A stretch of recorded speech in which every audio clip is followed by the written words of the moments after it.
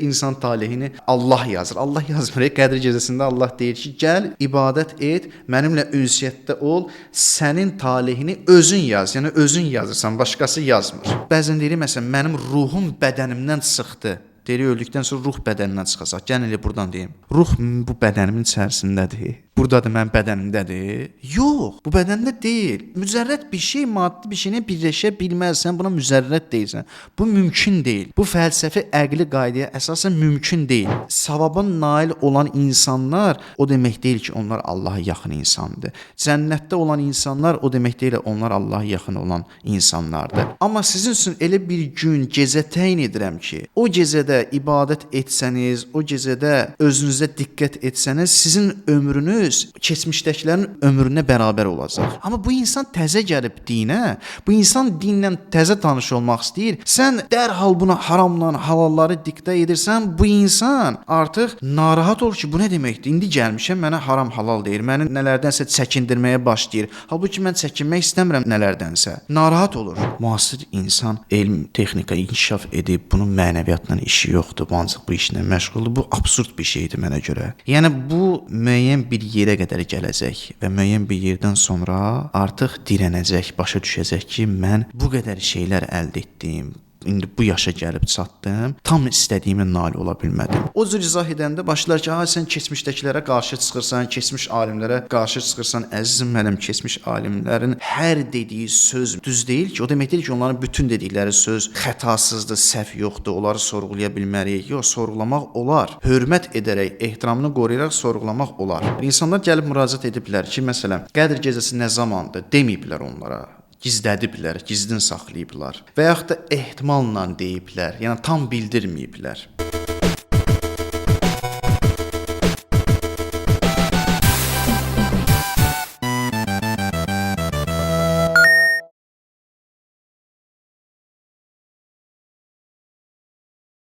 Jetstore.az saytı artıq xidmətinizdədir. Foto, video, film və TV avadanlıqları artıq saytımızdan rahatlıqla seçib əldə edə bilərsiniz. Bütün məhsullarımız 1 il rəsmi zəmanətə malikdir və peşəkar servis xidməti ilə təmin olunur. Bu arada səhifəmizdən qeydiyyatdan keçən hər bir müştərimizə 20% kupon veriləcək. Sizi saytımızda gözləyirik. Salam dostlar, siz Podkast kimi adamın növbəti buraxılışını izləyirsiniz. Qeyd etmək istəyirəm ki, studiyamızı redstore.az-dan əldə etdiyimiz Nanlite işıq avadanlıqları işıqlandırır. Siz də Redstore.az-dan foto, video, TV və film avadanlıqlarını əldə edə bilərsiniz. Bu gün isə mənim qonağım ilahiyyatçı Elbrus Kərimovdur. Xoş gəlmisiniz.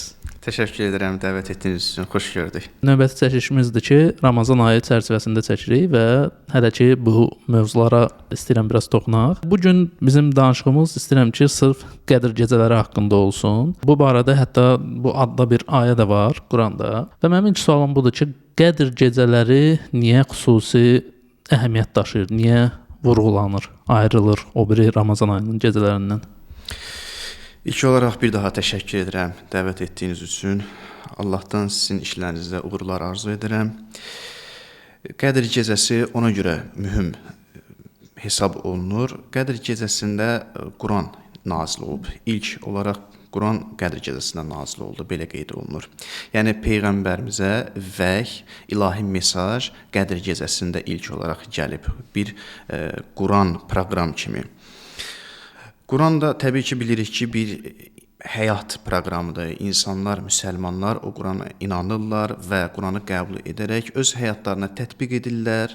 Gözəl həyat yaşamağa, xoşbəxt həyat yaşamağa çalışırlar Quran vasitəsilə. Quranda da bəzən deyilir, Quran elmi bir kitabdır. Məsələn, elmi bir kitab kimi təqdim etmək istəyirlər. Əslində bu yanlış bir şeydir. Quran elmi bir kitab deyil. Qismən olaraq elmi bir şeyə işarə edə bilər. Amma Quran hidayət kitabı deyirlər. Yəni, insana yol göstərir. İnsan necə yaşamalıdır? İnsan iki hissədən ibarətdir. Bir, maddi tərəfi var insanın, cismi tərəfi var. Bir də insanın ruhani tərəfi var. Yəni, insan öz ruhani tərəfini, mənəviyyat tərəfini də təmin etməlidir. Və Quranda Allahın insanlara həmin o proqramıdır ki, Allah orada insana göstərir hansı ruhani tərəfi necə islah edə bilərsən, necə düzəldə bilərsən. və Quranın nazil olması, Qədr gecəsində Quranın nazil olması əslində bir xoşbəxtlik, saadətli bir gecə sayılır. Yəni təsəvvür edirsiniz, bu Allahın öz bəndəsinə olan bir mesajıdır.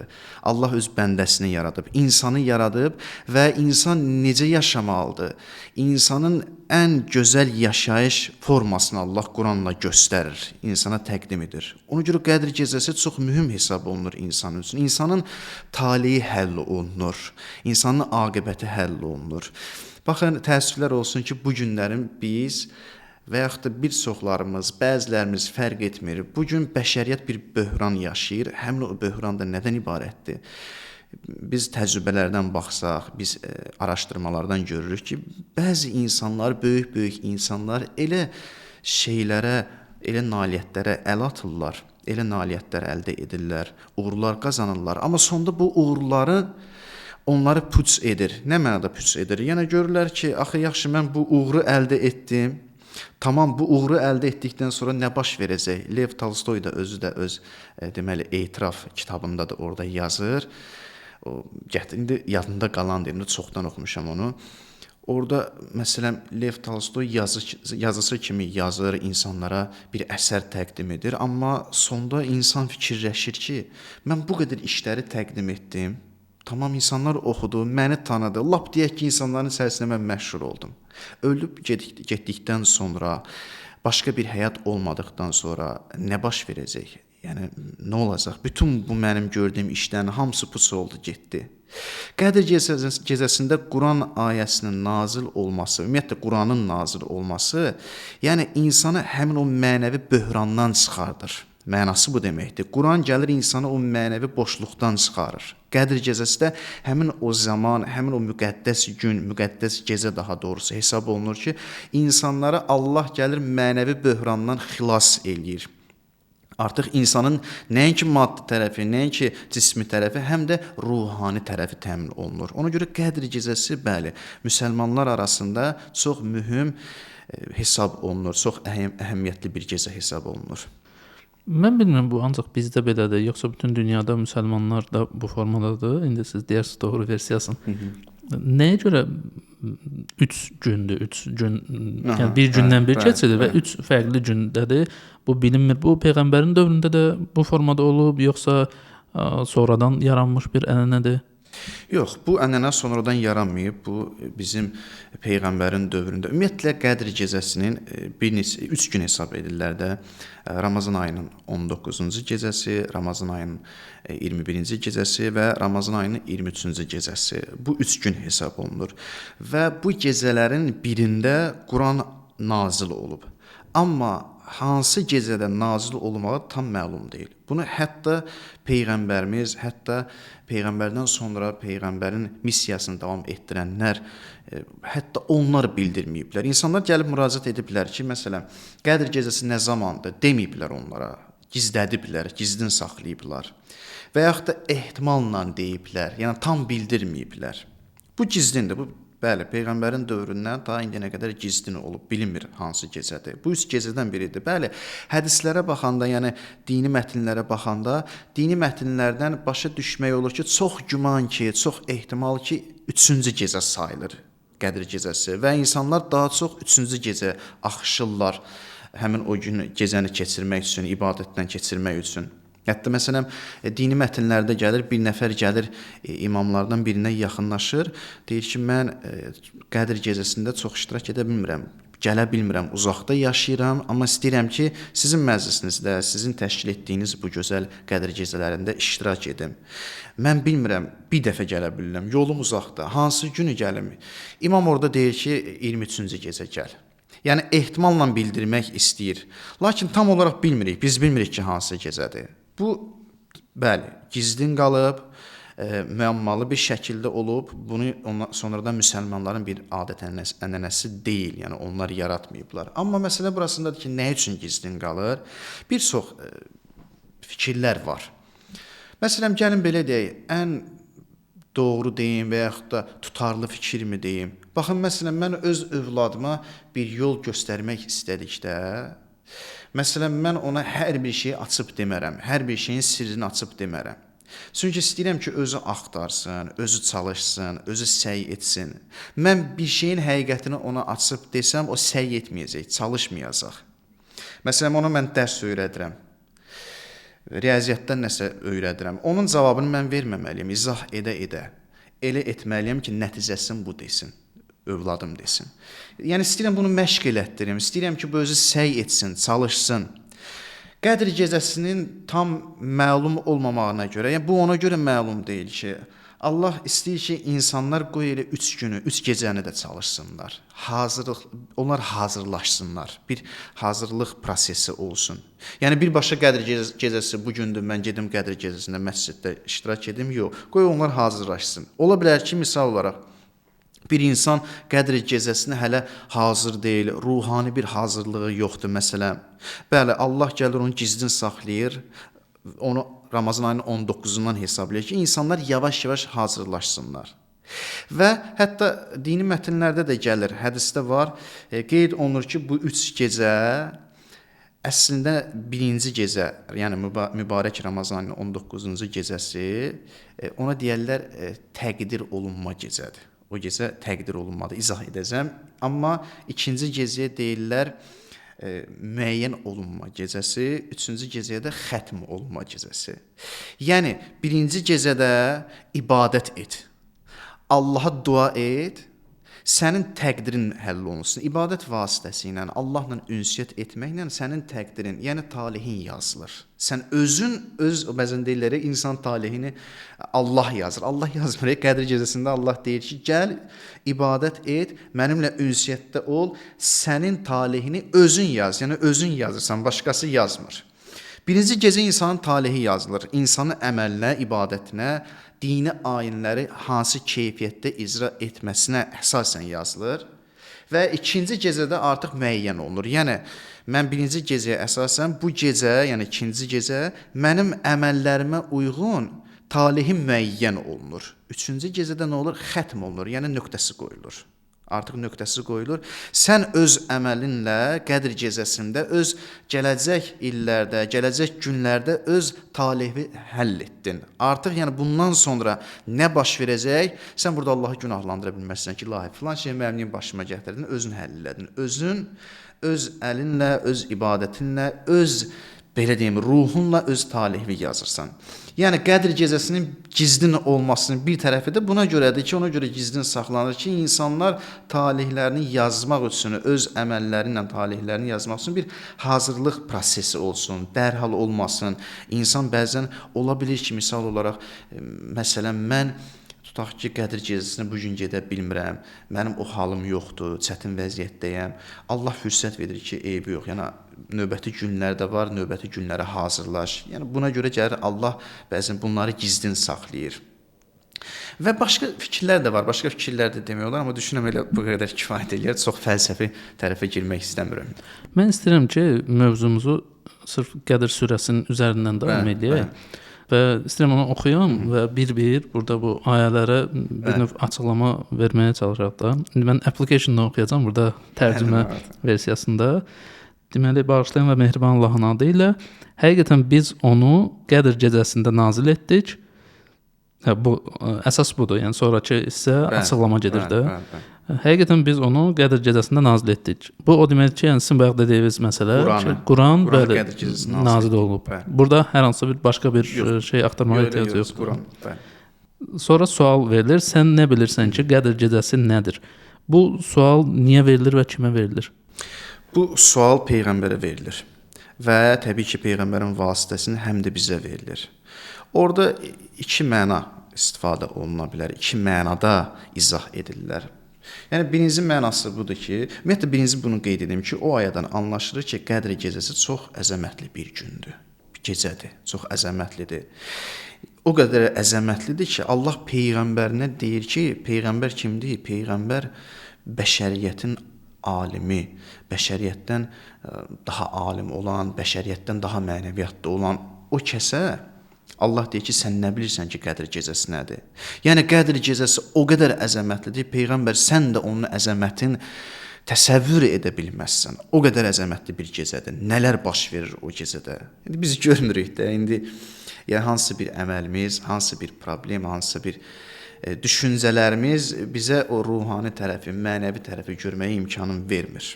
Və bəzən də bu şeyləri danışanda lağ edirlər, istehza edirlər ki, Qədr gecəsi keçirirlər, ay nə bilim ruhani tərəf. Sən insan olaraq elə bir vəziyyətə gəlib çatmışıq ki, biz bu şeyləri nağıl kimi bilirik. Halbuki nağıl bizim həyatımız deyil, o nağıl deyil. Əsl həyat odur, insan ruhani bir tərəfdən ibarətdir. O qədər əzəmətli bir gündür ki, Allah peyğəmbərinə deyir ki, sən nə bilirsən Qədr gecəsi nədir? Yəni o qədər əzəmətlidir. Bəziləri də deyirlər ki, peyğəmbər Qədr gecəsinin əzəmətini bilir, dərk edir. Sadəcə olaraq Allah peyğəmbərinə o cür deməklə sözünü bizə ötürür peyğəmbər vasitəsilə. Əslində yəni bizə demək istəyir peyğəmbər vasitəsilə. O bir dənə belə söz var, deyir, qızım sənə deyirəm, gəlmə eşit. Yəni peyğəmbərə deyir, peyğəmbər vasitəsilə Allah istəyir ki, biz eşidək. Bəziləri də deyirlər ki, peyğəmbərə deməsi əslində peyğəmbər bəli bilir, o günün əzəmətini bilir. Amma o günün əzəmətini əslində Allah orada peyğəmbərinə demir, sən nə bilirsən Qədr gecəsi nədir? Demək istəyir ki, yəni ya peyğəmbər, Allah orada təəccüb kimi deyir. Yəni deyir ki, Qədr gecəsi bilsən nədir? Sən nə bilirsən, biləydin ki, o nədir? Biz bəzən kimləsə danışanda, məsələn, mən bir dostumla danışıram, bilirəm ki, o məsələdən agahdır. Amma mən ona deyirəm ki, bilirsən o nədir? Bilirsən məsələn filan işdə nələr var? Bilir nə var? Amma o təəccübümü bildirmək istəyirəm. İşin əzəmətini, işin o yaxşı tərəfini şişirtmək istəyirəm, bildirmək istəyirəm. Peyğəmbər bilir, əzəmətli olduğunu bilir və ona görə də Allah deyir ki, ya peyğəmbər çox əzəmətli bir gündür.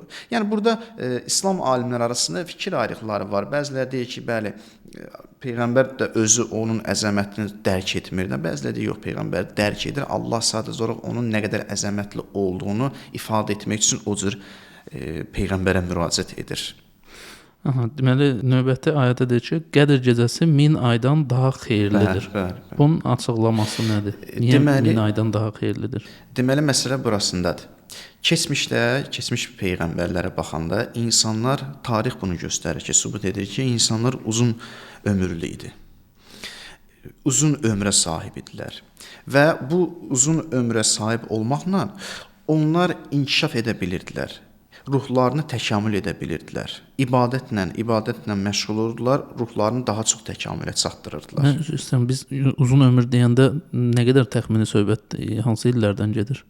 Çünki indinin uzun ömrü anlayışı hardasa bir 80-lərdə yox, 80-dən çox, 100, 200, 250, yəni ondan çox olub. O qədər yaşayış olub. Yəni bu qəsd olunur. Onlar o uzun ömrə sahib olurdular, ibadət edirdilər və Allahla ünsiyyətdə olmaqla daha çox öz ruhlarını inkişaf etdirə bilirdilər. Və peyğəmbərin dövründə artıq insanların ömrü qısalmağa başladı. Və insanlar peyğəmbərin ətrafında olan peyğəmbərin dostları, səhabələri narahat olurdular ki, necə yəni keçmişdə o qədər uzun ömürlü olurdular. Allah onlara uzun ömür verdilər, ibadət edirdilər, insanlara xidmət edirdilər, təkamül edirdilər, amma biz az ömürlə nə iş görəcəyik? Onlar gör nə qədər təkamül ediblər. Bizim təkamülümüz az olacaq. Və narahat olurdular, gəldilər peyğəmbərə deyirdilər. Və həmin o ayə nazil olur ki, Allah peyğəmbərinə deyir ki, peyğəmbər onlara deyir ki, düzdür ki, sizin ömrünüz azdır keçmişdəkilərə nisbətən. Amma sizin üçün elə bir gün, gecə təyin edirəm ki, o gecədə ibadət etsəniz, o gecədə özünüzə diqqət etsəniz, sizin ömrünüz keçmişdəkilərin ömrünə bərabər olacaq. Yəni, məsələn, Qədr gecəsi 1000 aydan üstündür. Nə deməkdir? 1000 aydan üstündür. Gör, nə qədər üstünlüyü bildirir. Yəni, insan orada ibadət etsə, elə bil ki, uzun ömürlü yaşadı və uzun ömürlü bir şəxs kimi ibadət edir. Allah onu bildirmək istəyir ki, yəni narahat olmayın, həmin gecə, bəli, ibadət etsəniz, sizə elə savab verəcəm, siz orada ruhunuzu elə təkamül etdirə bilərsiniz ki, keçmişdəkilərə çata bilərsiniz, hətta keçmişdəkiləri keçə bilərsiniz. Və hətta Peyğəmbərin özü də duasında var, Peyğəmbərin özündə, deyir, ilahi, bizim ömrümüz azdır, amma keçmişdəkilərin ömrü uzun oldu. İndi mən necə eləyim, sənə ibadət etmək istəyirəm, sənə bəndə olmaq istəyirəm ki, mən də çoxlu savab qazanam, ruhumu çoxlu təkamül edə bilim. Bunu necə edim? Həmin aya nazil olur. Peyğəmbərə də bildirir ki, yəni narahat olmayın. Elə bir ay, elə bir gecədir ki, bu gecə 1000 aydan üstündür. Yəni narahat olmayın, 1000 aydan üstündür. Sən yəni uzun ömürlü bir şəxs kimi ibadət edə biləcəksən həmin gecə. Onun üçün o aya nazil oldu. Yəni ki, bu bir 100 ilin savabını götürə bilərsən. Götürə bilərsən. Hətta bir də bunu qeyd edim, bir tərəfdən də o işin əzəmətini bildirir, o gecənin əzəmətini bildirir. Yəni misal olaraq mən adi günlərdə 2 rükət namaz qılım, amma Qədr gecəsində 2 rükət namaz qılım. Mən bunu qeyd edim. Baxın, savabla təkamül anlayışını gəlin birinci ayıraq. Savabla təkamül anlayışını. Bunlar fərqli şeylərdir. Yəni hər savab təkamülə səbəb olmur. Əhsən. Hər savab təkamülə səbəb olmur. Bunları ayırd etmək lazımdır. Düzdür, dini mətnlərdə gəlir, amma dini mətnləri interpretasiya etmək lazımdır, düzgün izah etmək lazımdır. Biz klassik bir dinlə yaşayırıq. Məsələn, dinə gəlmişik, klassik bir din düşüncəsi bizdə var. Və istər-istəməz o cür yaşamağa başlayırıq. O cür düşüncə ilə dinə yanaşmağa başlayırıq. Amma bu günlərim çıxıb yeni bir söz deyəndə əslində yeni bir söz deyil. Dini başqa cür izah etməkdir. Yəni düzgün şəkildə izah etməkdir. O cür izah edəndə başlar ki, sən keçmişdəkilərə qarşı çıxırsan, keçmiş alimlərə qarşı çıxırsan. Əzizim mənim, keçmiş alimlərin hər dediyi söz düz deyil ki, o demək deyil ki, onların bütün dedikləri söz xətasızdır, səhv yoxdur, onları sorğulaya bilməliyik. Yox, sorğulamaq olar. Hörmət edərək, ehtiramını qoruyaraq sorğulamaq olar. Yəni sözüm nədir? Sözüm budur ki, biz təkamüllə savabı bir-birindən ayırmalıyıq. Bu günlərin biz insanları dinə dəvət edəndə sanki insanları savabla şirinlikləndiririk. Yəni filan şey etsən sənə savab veriləcək. Filan kəsə xidmət etsən sənə savab veriləcək. Filan kəs xəstədir. Gəl ona bu qədər pul ver, ona pul versən o sağalacaq. Allah bizə sənə nə qədər savab verəcək. Bu da savab xatirinə gəlir insanlığa xidmət eləyir. Savab xatirinə. Yəni belə çıxır ki, əgər savab deyilən bir şey olmasaydı, başqasına xidmət etməzdi. Bunun ümumiyyətlə insanlara xidmətlə heç bir əlaqəsi olmazdı. Məsələ budur ki, insanlıq deyilən bir şey var da, sən insanlığa xatir insana xidmət etməlisən, kömək etməlisən. Savab xatirinə yox, savab onsuz da Allah verəcək. Sən savabla təkamülü ayırd etməlisən. Təkamül nədir? Təkamül insanın ruhunun inkişaf etməsi, insanın ruhunun müəyyən bir mərhələyə çatması, Allah istəyən bir mərhələyə çatması deməkdir. Savab nədir məsələn? Savab da Allah misal olaraq Allah cənnətdə bu insana məsələn bir villa verəcək, ev verəcək, misal üçün deyirəm də maşın verəcək, yemək verəcək, bu savabdır. Orada yemək mənim təkamülümə səbəb olur. Orada hansısa bir evdə qalmaq mənim təkamülümə səbəb olur. Yəni bu başqa mövzudur. Savab bəzən təkamülə səbəb olmur. Mən belə düşünürəm. Dindən anladığım budur. Biz təkamül üçün çalışmalıyıq. Təkamül artıq insanın ruhiyyəsinin geniş olmasıdır. Və bir söz də qeyd edim. Savaba nail olan insanlar o demək deyil ki, onlar Allaha yaxın insandır. Cənnətdə olan insanlar o demək deyil ki, onlar Allaha yaxın olan insanlardır. Allahın xüsusi bir cənnəti var, hədislərdə də gəlir. Deyir, orada xüsusi bir Allahın cənnəti var. O cənnətdə nə yemək var, nə içmək var, ümumiyyətlə heç bir şey yoxdur. Bəs ilahi, orada nə var? Sən o cənnətində nə var? Deyir, orada mən varam. Mənəm. Orada mən varam və bura o kəslər gələcək ki, inkişaf edib, ruhiyyəsini inkişaf edib, mənimlə görüşmək istəyirlər. Sırf mənim üçün yaşayıblar. Sırf bu dinə əməl etmələri mənim üçün olub. Orada mən olacam və o olacaq. Bir-birimizdən görüşəcəyik. Əlbəttə, indi bu maddi cismi görüşmək deyil də, məcazi olaraq qeyd olunur, ruhi olaraq qeyd olunur. Amma bəzi cənnət var ki, insan orada yeyəcək, içəcək, orada məsələn bəzi əyləncə olacaq, amma o demək deyil ki, o Allahla yaxındır, Allahla ünsiyyəti olacaq. Mənası bu demək deyil. Biz təkamül etməliyik, təkamül arxasınca olmalıyıq. İnsana xidmət etmək istəyirəmsə, bax, insana xidmət etmək istəyirəm. Əgər mənim ürəyim bir insana yanırsa, o insana sevgimdən xidmət edirəmsə, təkamül budur. Bu səni təkamül edəcək, ruhun inkişaf etdi, ruhun sevgi gördü, məhəbbət gördü. Yox, mən savab xatirinə edirəm, ona heç bir məhəbbətim yoxdur. Mən savab olmasaydı mən sənə xidmət etməzdim. Həzrət Əlinin gözəl bir sözü var da, məşhur bir sözü deyir, üç növ ibadət edənlər var. Bir ibadət edənlər, onlar tacirdirlər də, cənnət sevgisinə görə ibadət edirlər. Bir ibadət edənlər isə onlar cəhənnəm qorxusuna görə ibadət edirlər. Və bir ibadət edənlər isə onlar azad insanlardır. Onlar nə cənnət sevgisinə görə, nə cəhənnəm qorxusuna görə ibadət edirlər. Bəs nəyə görə? Allaha görə. Yəni savab cəza qorxusuna görə yox, təkamül üçün, Allah üçün ibadət edirlər.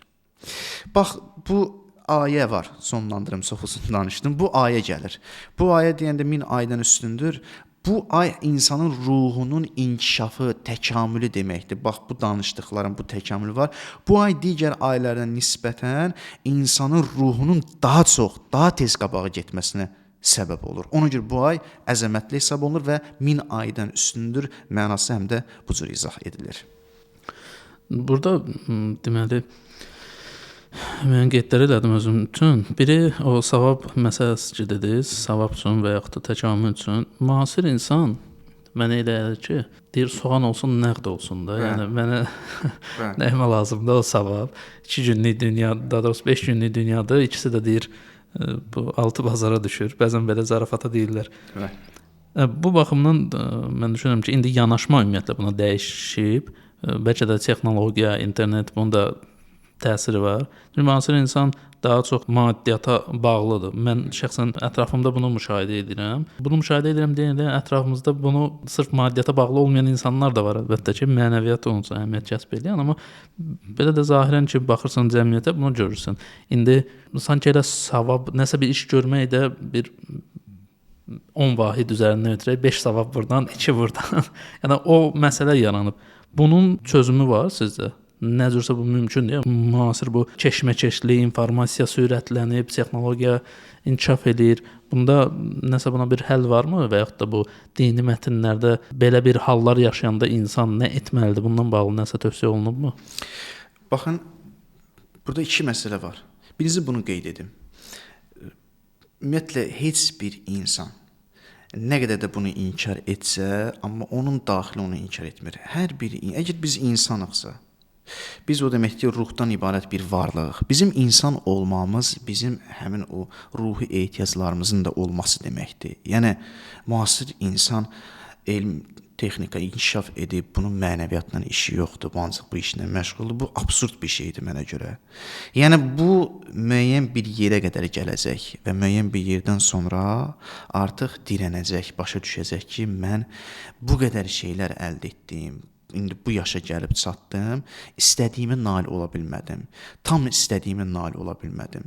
Bu insan ki, müəyyən bir yaşa çatır, o ki, deyir, istədiyimə nail ola bilmədim, yəni bunun mənası o deməkdir ki, mən bütün hər bir işimi maddiyyətə sərf etdim, mənəviyyatla işim olmadı. Ruhani tərəfimdən işim olmadı.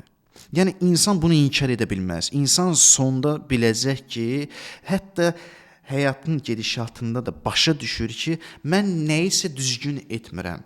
Mən qane ola bilmirəm.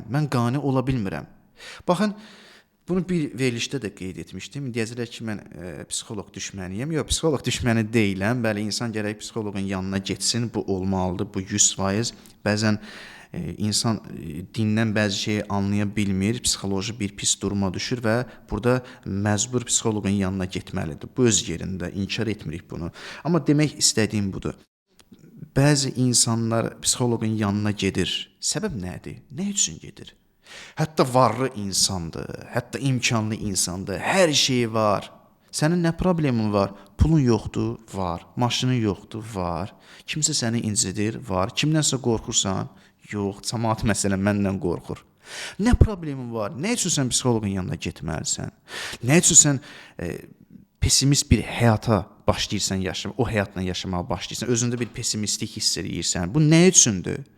Bu qane olmur. Bu insan qane olmur. Axı səni nə ilə qane eləyək? Hər bir şey verilib sənə. Mənim ruhum qane olmur. Mənim cismimi, bu maddi tərəfimi qane etdimi, bəs ruhu tərəfimi kim qane edəcək? Bir yerdə də mən qeyd etmişdim ki, ruh hayqırır, insanın ruhu hayqırır. Yəni ruha bir dənə bir kənardan baxsaq, bir maddi tərəfimizə, bir də ruhani tərəfimizə, maddi tərəfimiz, ruhani tərəfimizə baxsa, müstəqil bir şəxs kimi də məsələm üçün deyirəm. Biz görürük ki, ruh bizə şikayət edir ki, icazə ver mən istədiyimi edim. Öz bədənində məni həbs eləmə. Qurtar bunu, bitir. Öz bədənində məni həbs edirsən və insan ki sıxılır, insanda depressiv bir vəziyyətin yaranması başlayır. Bu siz nə deməkdir? Bu ruhun həmin o hayqırmasıdır. Ruhun şikayət etməsidir ki, sən məni həbs etdin. Mən çıxmalıyam, bu qəfəsdən çıxmalıyam. Yəni mənim ruhani tərəfimi həll etməliyəm. İnsan bu həddə elə yaşa gəlib çatır və təəssüf ki, bəzən insan yaş dövrünü keçirir, 40 yaşdan sonra anlayır ki, bəli, mən səhv etdim, mənim ruhani tərəfim qaldı, mənim mənəvi tərəfim qaldı, qane olmadım. İnsan qane olmaya gedir. Yəni, xülasə, insan bunu inkar edə bilməz. Sırf maddiyyətlə mən yaşayım, elm, texnika inkişaf edib, çox da inkişaf edib. Etsin. Neynirik ki biz? Tamam elmlə məşğul ol, texnika kim bunu inkar edir? İstifadə et texnika ilə, bunu kim deyir? Yəni, amma çox da inkişaf edib, nə verdi bunlar sənə? Nə verəcək sənə? İndi bunu danışanda deyəcəklər ki, bir dindar gəlir, məsələn, elmi inkar edir, bu dəqiqə bu cür yanaşırlar. İnkardan söhbət getmir, heç kim elmi inkar etmir. Elm din də təsdiq edir, İslam da təsdiq edir. Bəli, texnika inkişafından İslam da bunların hamısını təsdiq edir. Amma bunlar yaxşı, bunlardan istifadə etdi, nə verəcək sənə və yaxud da nə verdi? Bu günə qədər sənə nə verib? Bir insan olaraq sənə nə verib? Yəni insan başlayır bu boşluğa düşməyə. Nə yaxşı olardı ki, insan mənəvi tərəfində həll edərdi, ruhanın tərəfini həll edərdi. Bəli, buradan da elminlə məşğul olsun və digər işləri, maddi tərəfləri də görsün. Hətta mən deyərdim ki, bir insan müəyyən yüksək bir mənəvi hala, yüksək bir mənəvi məqama sahib olarsa, onun hansısa bir maddi bir şeydən istifadə etməsi digərindən daha gözəl olacaq. O daha gözəl istifadə edə biləcək, daha gözəl yön verə biləcək. Çünki bunda bir mənəvi tərəf də var. Bunda bir mənəvi zənginlik də var. Həmin o zənginlik o maddi şeyləri də zənginləşdirir. Zəngin tərəfinə məsələn yönəltməyə imkanı yaradır. İkinci tərəf gələk, bunun həll yolu varmı? Həll yolu var, amma gəlin yaxşı tərəfi danışanda biz dindarların pis tərəfində danışmalıyıq. Biz dindarların xətasını da deməliyik. Biz dindarların xətası istər bu günlərim olsun, istər keçmişdən bu günə qədər fərq eləmir. İstər demirəm bütün dindarlar, istər yarısı olsun, istər əksəriyyəti olsun, hansısa bir dindar. Bizim də xətamız budur ki, biz dini necə təqdim etmişik? İnsanlara necə təqdim etmişik? Mərhum Ustad Hacı Şahin, Allah ruhunu şad etsin, o bir xütbəsində gözəl deyirdi. Deyirdi ki, biz gəlirik insanlara ehkam diqta edirik. İnsanlara dinin hökmlərini diqta edirik. Olmalıdır, dinin hökmləri deyilməlidir. İnsanlara etiqad, inanc diqta edirik. Bu insana birinci anlat ki, insan sən kimsən və sənə nə lazımdır? Sən birinci insana insanın kimliyini anlat. İnsanın nəyə ehtiyacı var? Yəni sən dinin sırf o şəriət tərəfin, sırf o dinin ehkam tərəfini götürüb insanlara halal, haramla danışsan, bu haramdır, bu halaldır. Mən inkar etmirəm, halal da var, haram da var. Amma bu insan təzə gəlib dinə, bu insan dinlə təzə tanış olmaq istəyir. Sən dərhal buna haramla halalları diqta edirsən, bu insan artıq narahat olur ki, bu nə deməkdir? İndi gəlmişəm, mənə haram halal deyir, məni nələrdənsə çəkindirməyə başlayır. Halbuki mən çəkinmək istəmirəm nələrdənsə. Narahat olur. Sən birinci buna dini izah et ki, din sənə nə verir? Din sənin hansı tərəfi təmin eləyir? Və din səni ləzzətdən çəkindirir? Din sənə xoşbəxt həyat verir, səadətli bir həyat verəcək. Sən birinci dini izah et. Yaxşı, indi bu sən dini izah etdin, bu qane olmadı. Tutaq ki, doğru şəkildə izah etdin, qane olmadı. Bəlkə o özünü düzgün anlamayıb. Dini düzgün anladı, amma qane olmur, özünü düzgün anlatmayıb. İnsandır da ünvanı səhv sala bilər, yolunu aza bilər. İnsan bəzən uşaqlıq eləyir, səhv salır, nələrsə səhv salır, yerin səhv salır işin. Sən bu insana anlat ki, sən bunu niyə istəyirsən? Sən filan ləzzətin arxasınca qaçmısan, pulun arxasınca qaçmısan, Allah yaddan çıxıb. Bunu niyə istəyirsən? Ona başda onun özünü izah etməyə. Yəni bir dindar, müasir bir dindar kim olmalıdır? O həm dini özü yaşamalıdır gözəl şəkildə, həm də başqasına dini təqdim edəndə dini sərt şəkildə, sərt ehkamı təqdim etməməlidir, sərt ehkamı dikta etməməlidir. Dini düzgün anlayıb və insanın ehtiyacına uyğun dini təqdim etməlidir. İzah et, filan şey haramdır, niyə haramdır bunu izah et. Onu izah etmək üçün insanın ruhiyyəsini anlamaq lazımdır. Bəli, həll yolu var, amma həm də burada dindarlar da çalışmalıdır, səy etməlidir. Mən siz danışa bir qeyd elədim özüm üçün. O dediniz ki, insan hər şeyi əldə eləyir və ruh narahatlığını bildirir. O mənə stomatoloqun bir tövsiyəsini xatırlatdı. Bir dəfə getdim stomatoloqun yanına, dedim ki, dişim ağrıyır. Yəqin nəsə problem var da. Dedi, yox, onda problem yoxdur. Sadəcə insanın ümumiyyətlə bədəni, xüsusilə diş ilkin ağrı verirsə və ağrı verir dayanırsa, o sənə sadəcə xəbər verir ki, burada problem var. Bunu başda müalicə etməyə. Əgər eləməsən, sonra məcbur olacağıq ki, sinirini çıxaraq, siniri də çıxartdan artıq diş qidalanmayacaq. Bu mənə onu xatırlatdı. Ruh da belə insana xəbər verir ki, mən artıq burada sıxırsan, yəni düzgün yerə getmirsən. Bəli. Növbəti ayəyə keçək. O gecə mələklər və ruh Rəbbinin izni ilə hər bir işdən ötürü yerə enər. Deməli, o gecə mələklər və ruh Rəbbinin izni ilə hər bir işdən ötürü yerə enər. Yəni burada mötərizədə hissələr verilib, açıqlamalar, mən onları keçib oxuyuram. O gecə mələklər və ruh Rəbbinin izni ilə hər bir işdən ötürü yerə enər. Düz dedim? Bəli, hər bir işdən yetmir. Bəli. Burada mənim üçün maraqlıdır. Yəni biz material olaraq hər şey görməyə, müqayisə etməyə, ümumiyyətlə də biz keçən dəfə Fərid Abdullahla da bu barədə danışdıq. Yəni 3 ölçülü dünyada yaşayırıq. Bir şeyin çəkisi, həcmi, nə bilim, hündürlüyü və s. olmalıdır da. Amma burada deyilir ki, mələklər və ruh bir işdən ötürü yerə enəcəklər. Enər daha doğrusu. Biz görmürük də, yəni bir şey düzdür. Hər il internetdə artıq son 10-15 ildə nəsə bir effekt falan, yəni nəsə göstərirlər ki, Məkkədə nəsə ruhdur, qədir gecəsi baş verib. Amma nə baş verir o gecədə? Yəni həqiqətənmi həmin gecə ruh enir, biz onu, daha doğrusu ruh, mələklər enir, biz onları görmürük. Nə baş verir orada? Burada bir məsələ. Bir şey də qeyd edeyim. Yəni biz indi kimsə baxıb dinləyib deyir ki, bunlar özlərindən nəsə uydururlar. Yəni fərz edək ki, biz bunu görürük də, belə fərz edək. Mən görməmişəm və görən bir adam da rastlaşmamışam, amma fərz edək ki, bu baş verir bir hansısa bir görünə biləcək bir formada. Baş verirsə nə baş verir? Mənim inancım. Nə üçün burada inanc deyirəm? Burada fikir fərqli ola bilər. Ona görə inanc deyəndə bunu mötərizədə deyirəm ki, yəni bilinsin ki, mənim başa düşdüyüm hədislərdən, dindən, dinin irfanından başa düşdüyüm budur.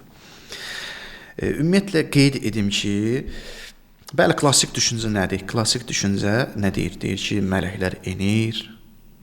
Ondan sonra orada ruh enir. İndi o ruh nə varlıqdır, o başqa bir məsələdir. Mələklərlə ruh iki fərqli adlandırılır da. Deməli, ruh deyəndə nəsə başqa bir şey nəzərdə tutulur və mələklər sinifi var, ruh var. Ruh təkli ayrıdır, mələklər ayrıdır. Bəli. Bəzən deyirlər ruh burada Cəbraildir, o da bir mələkdir. Yox, o deyil. Ruh, belə deyim də, ruh mənəvi aləmlə maddi aləmi birləşdirən, əlaqə quran, onun vasitəsilə əlaqə qurulur. Belə bir varlıqdır deyirlər. Üzr istəyirəm, bir şey də soruşum.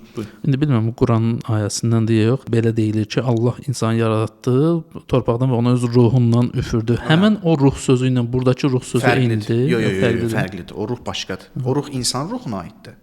Amma buradakı ruh deyiləndə fərqli bir varlıqdır. Yəni insan ruhu deyil, fərqli bir varlıqdır. Oradakı ruh yox. Mən öz ruhumdan üfürdüm, yəni hər bir insana öz ruhuna uyğun üfürdüm. Bəli, burada məsələ nədir? Biz bunu qeyd etməliyik. Ümumiyyətlə, mücərrəd bir şey, abstrakt. Abstrakt dedikdə biraz fərqli bir termindir. Ona görə gəlin mücərrəd deyim. Abstrakt dedikdə, yəni bəzən qeyri-mümkün kimi də izah edirlər. Amma qeyri-mümkün deməyək də, mücərrəd deyək. Material olmayan bir şey. Bəli, maddi olmayan bir şey. Mücərrəd bir varlığın maddi bir varlığa müdaxiləsi mümkündür? Hələ bu sualdır. Bunu irad gətirə bilərlər ha. Bu ayəni sən təqdim elə. hansı bir güclü professora, məsələn, güclü bir ateistə, savadlı bir ateistə təqdim et, ona qəşəng bir irad gətirə bilər. Ki, ümumiyyətlə, bu ayə gəlir, başa düşdüm və siz belə izah edirsiniz ki, mələk ruh gəldi bu dünyaya, yer kürəsinə. Sual budur, ümumiyyətlə, müzərrət bir varlıq, maddi bir varlığa müdaxilə edə bilər. Yəni, başqa cür deyim, müzərrət bir varlıq, maddi bir varlıqla qarışa bilər, ünsiyyətdə ola bilər, qarışa bilər, yanaşı ola bilər, belə deyim də. Bunun özü hələ bir problemdir ki, filosoflar, qərb filosofları və yaxud da İslam filosofları, onlar nə deyirlər? Deyirlər ki, yox, müzərrət bir şeyin, maddi bir şeyin müdaxiləsi mümkün deyil. Yəni, bəzən deyir, məsələn, mənim ruhum bədənimdən çıxdı. Deyir, öldükdən sonra ruh bədənimdən çıxacaq. Gəlin elə buradan deyim. Ruh bu bədənimin içərisindədir. Buradadır, mənim bədənimdədir. Yox, bu bədəndə deyil. Müzərrət bir şey, maddi bir şeylə birləşə bilməzsən, buna müzərrət deyirsən. Bu mümkün deyil. Bu fəlsəfi əqli qaydaya əsasən mümkün deyil. Bəs yaxşı, onda gəl o bütün o dini terminləri, Quran ayəsini götürək qoyaq kənara. Vəssalam, bu oldu səhv, Allah əstəğfurullah səhvə yol verir. Nə deməkdir bu? Bunu yenə deyirəm, interpretasiya etmək. Ona görə interpretasiya etmək məsələsi, izah, təfsir məsələsi çox ciddi bir məsələdir. Çox ciddi insanı, müasir insanlara düzgün təfsir et Quranı. Quranı düzgün təfsir etməlisən. Quranı düzgün təfsir etmədikdə, Quran bir istehza obyektinə çevrilir. Və belə deyim, haqlar da var ki, istehza etsin. Nə görə? Çünki sən belə təqdim etmirsən. Savadsızcasına təqdim edən təbii ki, belə də iradlar gələcək. Yaxşı, indi mən neyniyim? Ruh indi, Quran orada deyir, ruhlar indi, mələklər indi. Nə deməkdir bu? Bilirsiniz, bu əlaqə sırf ruhun yer üzünə enməsi, mələklərin yer üzünə enməsi mənasında deyil. Yəni, bizim təsəvvür etdiyimiz o həmin mərtəbədən düşmək deyil də, göydən belə düşdü demək deyil. Bu sözü eşidəndə adamın təsəvvüründə hardasa yuxarı, hündür hissədən bir aşağı hissəyə eniş oldu. Düzdür, bunu da nəfsəmiz, bu da iradə ola bilər ki, məsələn, nə üçün onda Allah belə deyib, açıq-aşkar deməyib? Cavab budur ki, insanların hamısı filosofdur ki, yəni mən Allah nə gəlib orada fəlsəfə açsan deyil ki. Yəni insanlar məcbur insanlara hamısına eyni düşüncədə olaraq təqdim etməlidir. Hamı eyni fərqli potensial ola bilər, amma hamı eyni deyil. Sən buna gəlib fəlsəfi izah elə deyəcək ki, sən başa düşmədin, nə demək istəyirəm? Mən fəlsəfə oxuyuram. Allah fəlsəfə açmır bax orada. Allah hər bir insana uyğun söz danışır. Bəs yaxşı, orada nə deməkdir? Orada birbaşa əlaqədən söhbət gedir.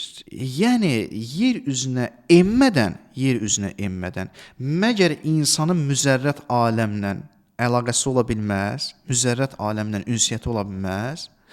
Yəni, insan elə bir varlıqdır ki, insan özü birbaşa müzərrət aləmlə, müzərrət bir varlıqla ünsiyyətdə ola bilər. O deyir, Peyğəmbərə vəhy gəlirdi. Bəzi vəhyi necə izah edirlər? Peyğəmbərə vəhy gəlirdi. Kim gətirirdi? Birbaşa qəlbinə gəlirdi Peyğəmbərin. Vəhy birbaşa özünə gəlirdi. Yəni, kənar bir şeyin gəlməsinə ehtiyac olmadan, kimisə deməsinə ehtiyac olmadan birbaşa gəlirdi. Belə bir misal deyim, mən həmişə bu misal deyirəm, izləyicilərimizə daha aydın olsun. Məsələn, PlayStation oynamışıq da, misal olaraq. Nə oynayırıq orada? PES 2012 və ya 2013 məsələn. Orada futbol oynayırıq, düz? Orada idarə etmə nədən ibarətdir? Həmin o joystick deyirlər də, pult deyirlər. Onunla idarə edirik. Joystick, pult yaxşı işləməsə, futbolçunu mən idarə edə bilməyəcəm, yaxşı idarə edə bilməyəcəm. Mən o futbolçunu idarə edəndə o ekranın içərisinə girməmişəm ki, kənardan idarə edirəm, pultla idarə edirəm. Yəni, sözüm budur, o mələklərin nazil olması, onların o qədr gecəsində insana təsir olması kənardan birbaşa əlaqə qurur. Çünki mənə görə mələklərin yer üzünə gəlməsi bu müzərrətlə maddi bir şeyin qarışması deməkdir. Bu da fəlsəfi cəhətdən deyirlər qeyri-mümkündür. Yəni belə bir şeyin baş verməsi mümkün deyil. Bu inkar etmək də deyil. Bəli, mələklər yer üzünə endi, ruh yer üzünə endi, ünsiyyətdə oldu. Amma yenə deyirəm, bunu biz ruhani tərəfdən izah etməliyik. Bunu biz belə təsəvvür etməyək ki, mələklər yer üzünə gəldi. İndi məsələn, mələk tutaq ki, mənim yanımda durub və yaxud o ruh mənim yanımda durub. Yox, belə deyil. Başqa insanlar ki, istəyirəm sözünüzü kəsim. Yəni buyurun. Beyində canlanan nə olur? Yəni oturub da o da bir ayrı məsələdir. Yəni misal üçün də biz belə eşitmişik ki, müsbət və mənfi əməlləri yazan mələklər var. Bəli. Sağ və sol sində. Onlar zaten bizləndir 7-24. Bu tərəfdən də xüsusi bir ruh və mələk gəlir Qədr gecəsində ki, kim nə iş görür ki, tutaq ki, bu namaz qılır, buna 5 bal yazaq, bu nə bilim, yaxşı söhbət edir, buna 10 bal yazaq. Ya Allah, bitdi, getdi. Yəni zaten ikisi yazır da. Əgər bu yazı gedirsə ikisi yazır, əlavə bunlar niyə gəlirlər? Bəli, düzdür.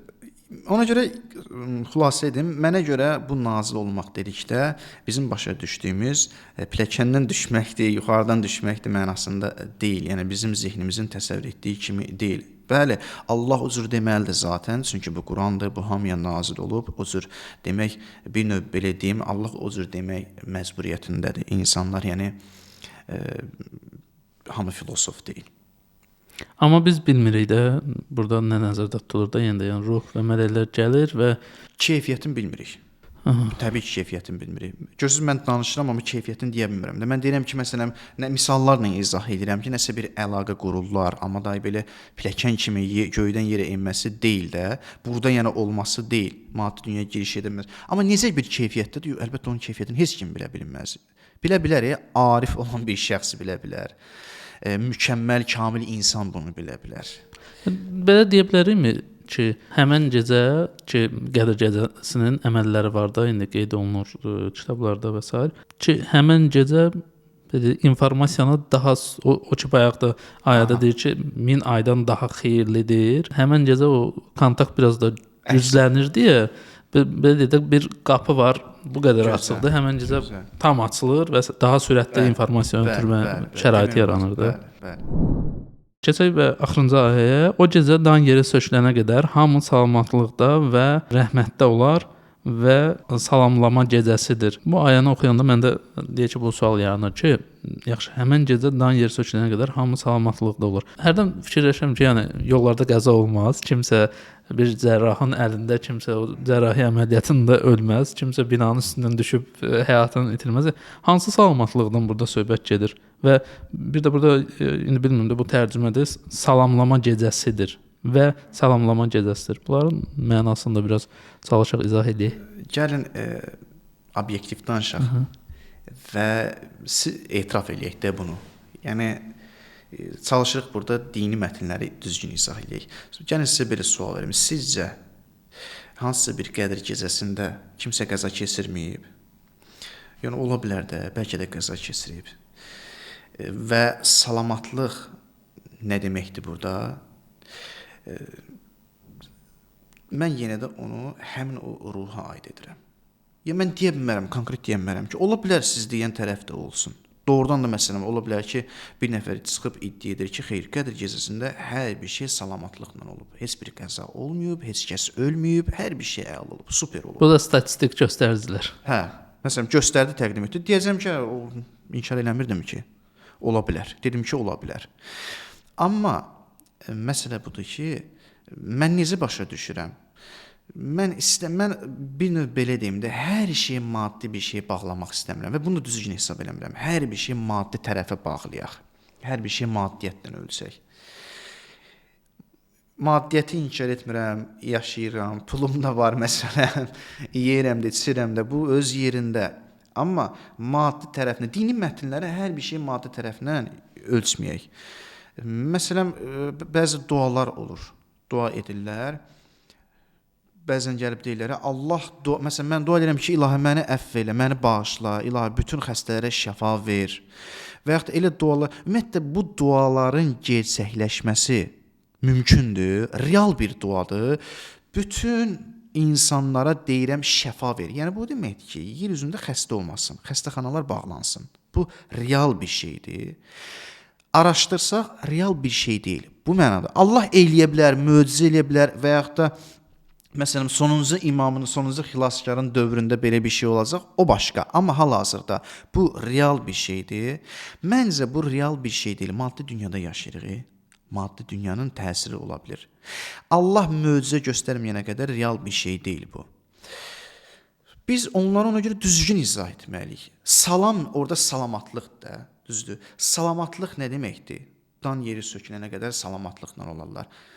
Gəl bunu aid eləyək. Yəni nəyə? Yəni insanlar o gün ruhlarının tənəzzülündən salamatlıqda olar. İnsanlar o gün ruhlarının pisliklərə mürtəkib olmağından salamatlıqda olar. Yəni o gün insan nə etsə yaxşıya yazıla bilər.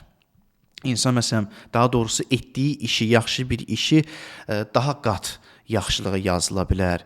Yəni o salamatlıq, ruhun da salamatlığı var da. Allah deyir, məsələn biz deyirik Allahın salamı olsun sənə. Belə bir ifadə işlədirik. Biz bunu adətən salamatlıq kimi deyirik və bunu insanın bədəninə, cisminə aid eləyə bilərik. Allahın nə gözəl deyək ki, Allahın salamı olsun sən. Allah peyğəmbərlərinə Qurani-Kərimdə salam deyir. Peyğəmbər dünyasını dəyişib, peyğəmbərlər dünyasını dəyişib. Hansı salam deyir? Quran axı universaldır, qalmalıdır qiyamətə qədər. Onların ruhlarını, salam yəni ruhunun inkişaf etməsi. Yəni təkamül etməyin. Allahın salamı olsun, yəni Allah sənin ruhunu qorusun. Ruhundan müğayət ol. Bədənindən, cismindən bildik də, ruhundan müğayət ol. Allah sənin ruhunu qorusun. Allah sənin ruhani tərəfini qorusun. Peyğəmbərə Allahın salamı olsun, yəni bu mənada. Və yaxud o Quran ayəsində Qədr surəsi sonuncu ayə bunu deyir, salamatlıq olsun, Allahın salamı insanların ruhu inkişaf etsin, ruhu qorunub saxlasın, ruhunu Allah onlar qorusun. Bu cür məsələn izah edə bilərik, bu cür də təqdim edə bilərik. Yoxsa salamatlıq dedikdə, yəni bəli, mən etiraf edirəm, həmin gün ola bilər ki, insanın baxın, biz insanın cismi tərəf, insanın maddi tərəfindən ruhani tərəfini eyniləşdirməməliyik. Yəni misal olaraq ola bilər ki, bir insan şikəstdir. Ola bilər bir insan qolu yoxdur. Qolunun olması, şikəstin olması, qolunun olmaması, şikəst olmaq bu insanın bədbəxt olması demək deyil. Bədbəxtlik ondan ölçülmür. Bir hadisə danışım. İsa peyğəmbərin dövründə baş verir. Qısa danışıram. İsa peyğəmbər gəlir bir yoldan keçəndə görür ki, bir nəfər qoca bir kişi oturub, uzanıb oturaq haldadır, xəstədir, bədəni çürüyür. Cüzam xəstəliyidir, bədəni çürüməyə doğru gedir. Amma görür ki, bu kişi dua eləyir, Elhamdülillah Rabbil aləmin, ilahi sənə çox şükür olsun, ilahi bu günə də şükür, sənə həmd olsun. İsa peyğəmbər yaxınlaşır, deyir, hansı gün və şükür eləyirsən, sənin bilirsən bədənin çürüyə gedir, ölümə yaxın gedirsən, sən hansı günə şükür edirsən? Əlbəttə, indi İsa peyğəmbər bilir, amma onu dindirmək istəyir, bizə mesaj göndərmək istəyir İsa peyğəmbər. Kişi nə deyir? Deyir ki, şükür Allaha ibadət edirəm. Şükür Allaha ki, Allaha kafir olmamışam, inkar eləmirəm. Şükür Allaha ki, Allahın bütün nemətlərinə şükür edə bilirəm. Allaha qəbul etmişəm. Mənim Allahım var, ruhani tərəfimi tətmin edir. Buna şükür olsun. Bu xəstəlik nədir ki, ölüb gedəcəm, bədənimi bu dünyada tapşıracam. Əslində, bədənimi bu dünyada tapşıracam. Onsuz da çürüyəcək, bədən gedəcək. Ruhum salamatlıqla olsun, salamat olsun. Ruhum indi salamatlıqsa ona görə deyirəm, Elhamdülillah Rabbil aləmin. Yəni nə demək istəyirəm? Salamatlıq dedikdə nə qəsd edirik? Bəli, insanın maddi tərəfində problemi ola bilər. Ruh salamat olsun. Allah bizim ruhumuzu salamat eləsin. Bədənimizi də salamat eləsin. Amma bundan mühüm məsələ ruhdur. İnsanın ruhu salamat olmalıdır. Bu ayəni də o cür izah edə bilərik. Burada bu son sözlər ki var idi. Son sözün. Salam niyyəti. Və salamlama gecəsidir. Mələklər gəlir, məsələn, salamlayır, Allahın salamını çatdıra bilər.